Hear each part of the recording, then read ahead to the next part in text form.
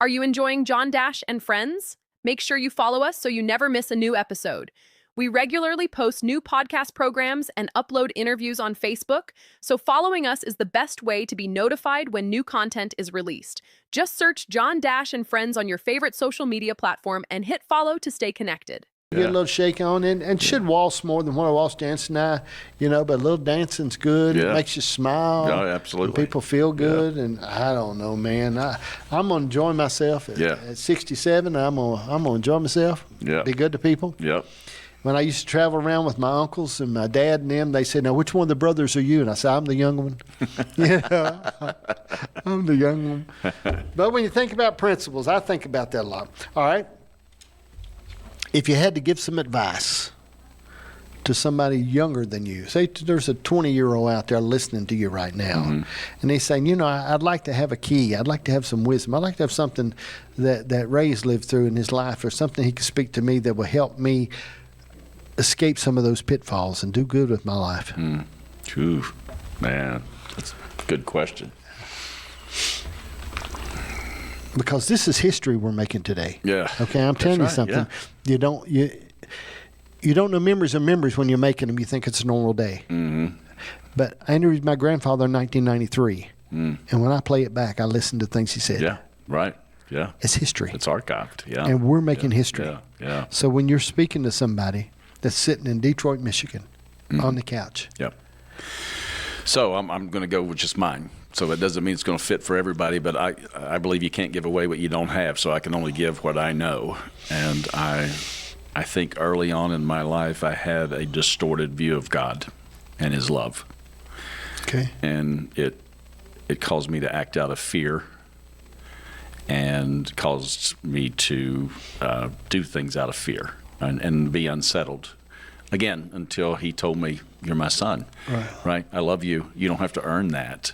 Yeah. So I would think if I'm not settled in myself and in my relationship with God, I would strive to clear up the distortion and find truth. Mm-hmm. Once I know who I am in Him, everything else will fall in place. In fact, I think He said that: "Seek first the kingdom and His righteousness." And His righteousness doesn't mean I'm a good little boy.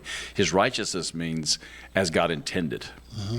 So if I need to seek a relationship as God intended, not as the church has told me that I need a relationship with Him, not as other people have told me. And there's good people and there's others that they've given me bad advice, best advice they knew, but bad advice.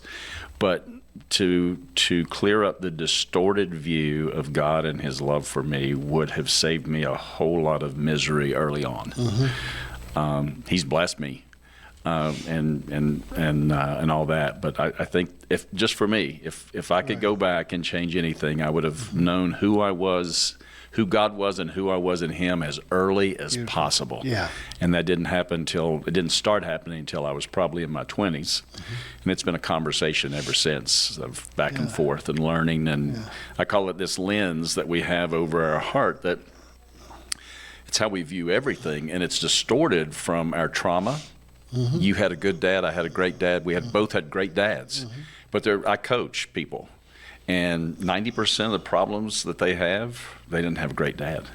And what happens is they take that not great dad, and they transpose it into the dad, and they don't know who God is because they can't see Him for the messed up lens they have. Right. And so what the Holy Spirit does when we start talking about discipleship is I want that Holy Spirit to keep cleaning that lens so that I can see Him better and therefore know who I am in Him.